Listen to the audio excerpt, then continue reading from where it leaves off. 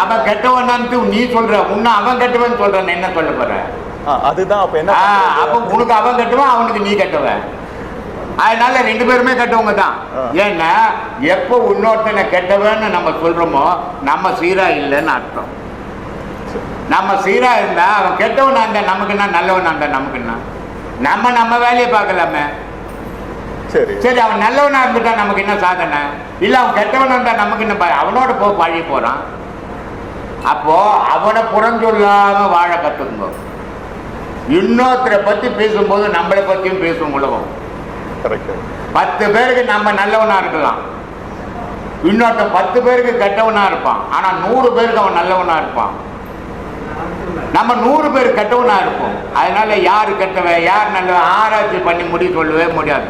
அவ சூழ்நிலையில அந்தந்த நிமிஷத்துல அவன் கெட்டவனா மாறிடுவான், எவ்வளவு நல்லவனா இருந்தாலும்.